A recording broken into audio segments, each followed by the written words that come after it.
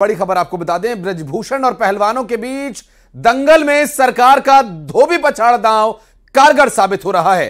खेल मंत्रालय ने कुश्ती संघ को रद्द करते हुए संजय सिंह की तरफ से लिए गए सभी फैसलों पर रोक लगा दी है, जिसे पहलवान बड़ी जीत मान रहे हैं। तो वहीं ब्रजभूषण शरण सिंह ने कुश्ती से संन्यास की बड़ी बात कही, यानी सरकार के फैसले से भले ही पहलवानों को राहत मिली हो, लेकिन दंगल अभी भी जारी है। बेटियों की लड़ाई लड़ रहे थे, जो सम्मान हमें देश ने दिया है उस सम्मान के साथ मुझे लगता है कि हम बेटियों को वो सम्मान नहीं दिला पाया, तो मुझे लगा कि मैं इस सम्मान का हकदार नहीं हूं।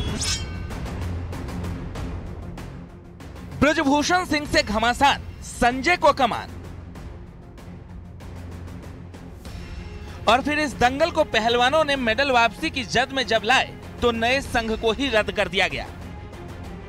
खेल मंत्रालय ने बड़ा फैसला लेते हुए रेसलिंग फेडरेशन ऑफ इंडिया की नई बॉडी को सस्पेंड कर दिया है।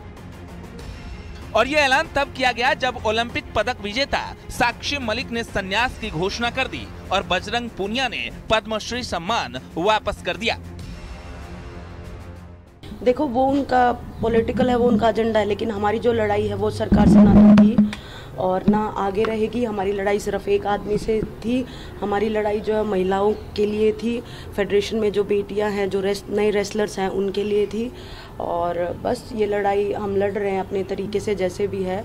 मैं तो संन्यास का मैंने अनाउंस किया है और बस यही चाहूँगी कि जो आने वाली बेटियाँ हैं, बच्चे हैं, उनको न्याय मिले। इसके साथ ही खेल मंत्रालय ने कुश्ती संघ के आगामी सभी कार्यक्रमों को भी रद्द कर दिया है। खेल मंत्रालय ने अपने आदेश में कहा है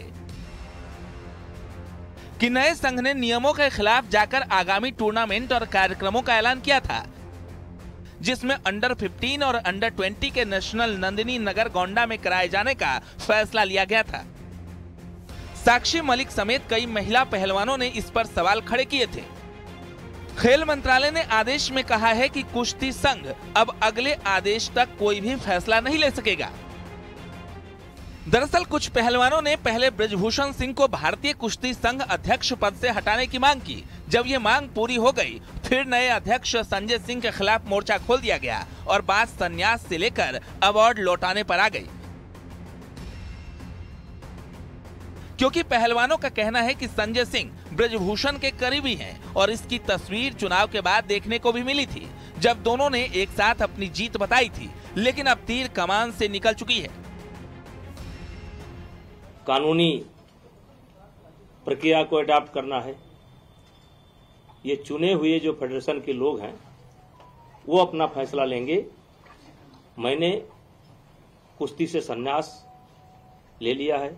मैं लगातार अपने नेताओं के संपर्क में रहता हूं, हर पार्टी मीटिंग को अटेंड करता हूं, मोदी जी को भी नमस्ते करता हूं, अमित शाह जी से भी भेंट करता हूं, नड्डा जी से भेंट करता हूं। ऐसा कोई फैसला मैंने नहीं लिया। अब क्या एक्टिविटी पे रोक लगाया, क्या नहीं है, तो उसको मैं अभी देख लेता हूं, उसके बाद करता हूं। अभी कोई कमेंट नहीं, केवल एक्टिविटी पे जो सुनने में आया कि एक्टिविटी पे रोक लगाया गया है। नियम विरोध जो है फैसले लिए गए, जल्दबाजी में जो भी है, अभी कोई कमेंट नहीं है। इसके बाद मैं लेटर अपना देख लेता हूं क्या क्या है क्या नहीं, उसके बाद मैं कमेंट करता हूं। धन्यवाद। अभी नो कमेंट किसी साक्षी मलिक किसी पे कोई कमेंट नहीं। ब्रजभूषण सिंह का दावा है कि उनके रहते हुए भारतीय कुश्ती संघ बुलंदियों पर पहुंचा, लेकिन इस विवाद के बाद वो कुश्ती से संन्यास ले चुके हैं। तो दूसरी तरफ इस विवाद को सियासी रंग भी दिया गया, जब प्रियंका गांधी साक्षी मलिक से मिलने चली गईं और उस मुलाकात के बाद साक्षी मलिक ने एक ट्वीट में कहा, मैंने कुश्ती छोड़ दी है पर कल रात से परेशान हूं। वे जूनियर महिला पहलवान क्या करें जो मुझे फोन करके बता रही हैं कि दीदी इस 28 तारीख से जूनियर नेशनल होने हैं। गोंडा ब्रजभूषण का इलाका है। अब आप सोचिए कि जूनियर महिला पहलवान किस माहौल में कुश्ती लड़ने वहां जाएंगी। क्या इस देश में नंदिनी नगर के अलावा कहीं पर भी नेशनल करवाने की जगह नहीं है? समझ नहीं आ रहा, क्या करूं। यानी जो लड़ाई साक्षी मलिक और बजरंग पूनिया ने शुरू की थी, उसमें बैक टू बैक पहलवानों की जीत हो रही है। क्योंकि पहले ब्रजभूषण सिंह का पद छोड़ना और फिर नए अध्यक्ष पर भी सवाल उठाने के बाद कुश्ती संघ को भंग करना अब नए खिलाड़ियों के भविष्य पर प्रश्न चिन्ह है। Bureau report, news 18। क्रिसमस के बाद नया साल बेहद नजदीक आने को है और ऐसे में न्यू ईयर सेलिब्रेशन के लिए लोगों ने पहाड़ों का रुख करना शुरू कर दिया। लेकिन हिमाचल प्रदेश में सैलानियों के जश्न में बाधा आती हुई दिखाई दे रही है। मनाली गए सैलानी ट्रैफिक जाम में ही फंसे हुए हैं। एक रिपोर्ट।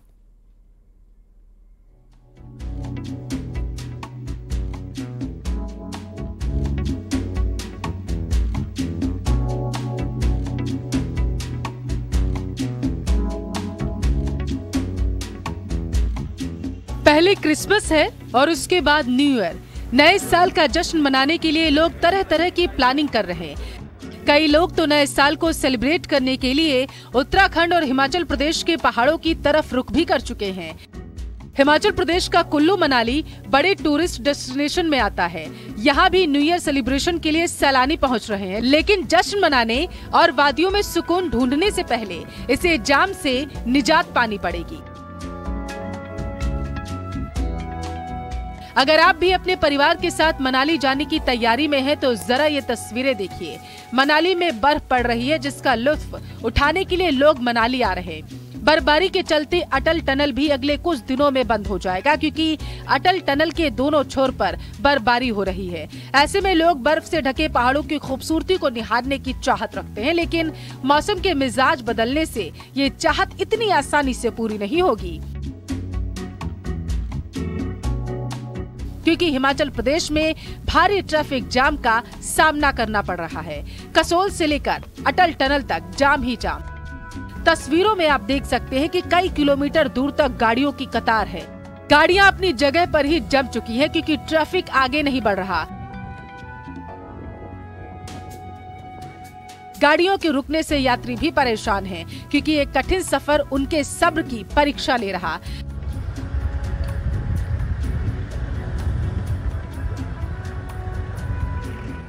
हालात ये है कि गाड़ियां रेंग रेंग कर आगे बढ़ रही।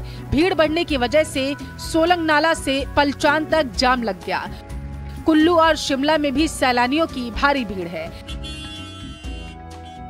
वीकेंड और क्रिसमस होने की वजह से काफी संख्या में टूरिस्ट हिमाचल आ रहे हैं। हिमाचल प्रदेश में कसोल और मनाली जैसे हिल स्टेशन पर बड़े पैमाने पर टूरिस्ट पहुंच रहे हैं।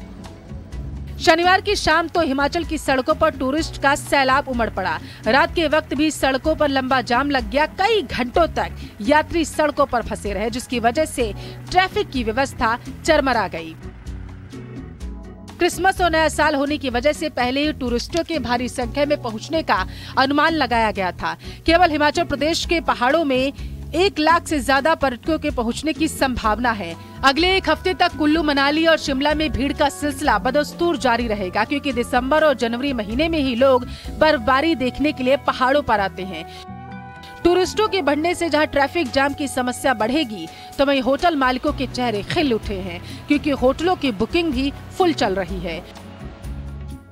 ऊंची वादियों में बर्फबारी होने से पारा भी लगातार गिरता जा रहा है। ठंड बढ़ने लगी है, शीतलहर चल रहा है। लाहौल स्पीति में पारा माइनस में चला गया, लेकिन फिलहाल ट्रैफिक जाम होने से बर्फबारी को देखने सैलानियों के लिए आसान होता नहीं दिख रहा। Bureau report, news 18।